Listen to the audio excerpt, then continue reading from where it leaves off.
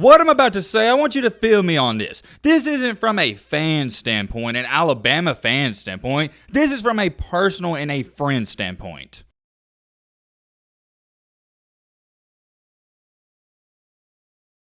Oh man, here we go. One thing I've always praised Alabama and that entire program for is how their players act on and off the field. Here's what I mean by that. Ever since Nick Saban has got there, Alabama's players, they've always had great discipline. It does happen here and there, but I would say for the most part, it is rare to see Alabama football players get in trouble off the field. With that being said, one thing that really gets underlooked and you'd have to pay attention to the games is if you haven't noticed, you'll never see Alabama players talking trash on the field, and it's rare for them to get penalties after the dead ball. A lot of these SEC schools and a lot of football teams in general, whenever a player makes a great play against Alabama or just anybody, they like to talk some trash. One thing I've always loved about Nick Saban is that he's implemented this rule when he got there that he doesn't want his players to talk trash back. Some may say it's not that big of a deal, but Saban says this, and I agree with it 100%. He stated it multiple times, and whenever you look at it, you're like, oh yeah, that makes a ton of sense. Whenever you start talking trash back, that's when the other player knows he's in your head. I can't stress that enough. That's an underrated part about the coaching staff at Bama. You won't see many players talking trash. You can say what you want, but the bottom line is that's having discipline, and you got to have that discipline off the field too. I think we can all agree and come to the terms with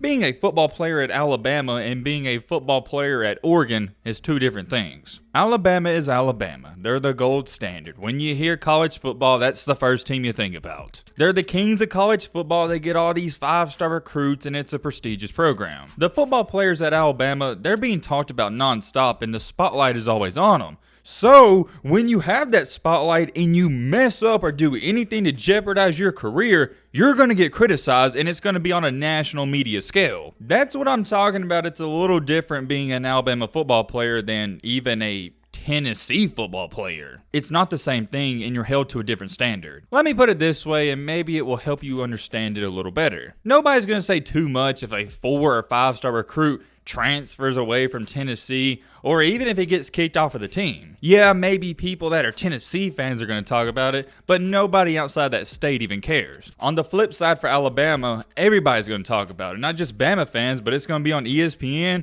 people from USC, that school, they're going to talk about it, just everywhere. Whenever you're playing for a top team in a top tier program like that, the attention's going to come with it. Let's take it a step even farther. When you're not just a football player at Alabama, but you're a 5-star recruit, you're starting on the defensive side of the ball, and you're projected to be a first-round NFL pick, it's almost double the standards. You can't do normal people stuff and get away with it. You're not a normal person, and that comes with the territory. If you want to be an Alabama football player, you have to understand that you lost those normal person privileges. For example, if my friend, he gets a DUI, nobody's going to talk about it. He's a normal person. He got a DUI. But if an Alabama football player gets a DUI, it's almost worldwide news. You're a public figure. They're watching your every move, and they're literally waiting for you to make one simple mistake. There's two reasons for that. Number one, it's headlines and people are going to watch it and want to hear about it. And number two, people hate Alabama. They're waiting for them to fall. Alabama fans don't even think about this. I don't think they quite understand how many non-Alabama fans are just waiting for the dynasty to fall off. One of the major pickups for Nick Saban in the transfer portal recently was the 5-star former LSU defensive back Eli Ricks. I never heard a single bad thing about him at LSU. I've heard great things, and he seems like a great kid in person. But then what do you know? Out of nowhere this morning, I happen to see he's been arrested. I don't know what's been going on at Bama the past couple of months, but that is now the third player in a short amount of time we've had problems with. We had Jahleel Billingsley, he had an attitude problem. We had a Jai Hall, who knows what was going on with him, and now we got this. Maybe that's normal at Auburn, maybe that's normal at LSU, maybe it's normal at Florida, but for Alabama, it's not. There's one thing for sure. Nick Saban, he wants to give you second chances, and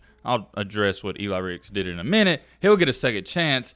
But if you don't want to abide by the rules and you fail to live up to the expectations of the process and everything, he's going to kick you out of there. There's no room for toxic players at Alabama because there's plenty of guys on the bench waiting for an opportunity that could be better than you. I'll show you his mugshot real quick. He was arrested for speeding, no insurance, and possession of weed. I want to get this out there first. I don't really think the weed thing is a big deal. I guess it's illegal in Mississippi, but it's not like it's 2010. Now it's a normal thing. Me personally, I don't do that stuff, but if you choose to do it, it is what it is. All I'm saying is it's a normal thing nowadays. The most concerning part about his arrest to me, it's not even the weed thing. Like I said, I don't care about that whatsoever. It's the speeding and no insurance. What I'm about to say, I want you to feel me on this. This isn't from a fan standpoint, an Alabama fan standpoint. This is from a personal and a friend standpoint. I'm looking at this like Eli Ricks, he's my friend. This is my advice I'd give to him and what I would say to him. Number one, I would sit down with him whenever he got out of jail and I say, look man, you a public figure, you're about to be a multimillionaire. Why even take the chance? That's my argument, and I've said that time after time.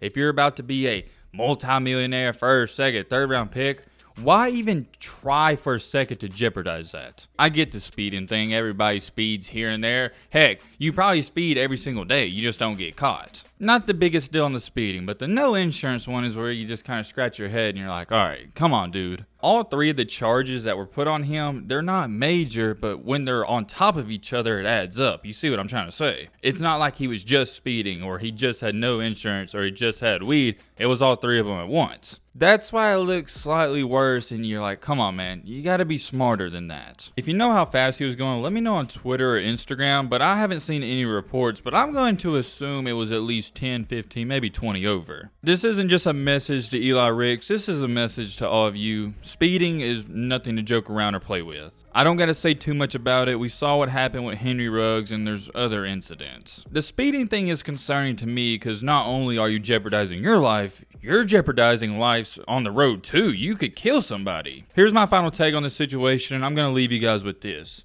Is what he did, is it bad? No, he's a young guy, he's a kid, he's gonna make many mistakes. Everyone watching this, you can criticize him, but here's my thing. You've made a ton of mistakes in your life, you just don't get criticized like all these college football stars. Same thing for me. I've made plenty of mistakes, I'm admitting it, and I guarantee you I'm gonna make 1,000 more in the future. I'm big on forgiving and moving on. It's not what happens to you, it's how you respond to it. I never criticize people when they make a couple of mistakes here and there. When I start to get critical of people is when you make bad decision after bad decision after bad decision and you continue to compound it. At that point in time, that's when I feel like I have the right to call you stupid. If you don't want to change your life and turn it around, I can't feel sorry for you, and that's how I stand on it, and I'll probably never change. However, in this circumstance, everything that happens to you, it's not always bad. I think some good can come out of this. Every situation I go through in my life, and I hope some of you can take this advice, try to find the good in it. I believe this is going to be a wake-up call for Eli Ricks. He hasn't had a bad past of any of this going on,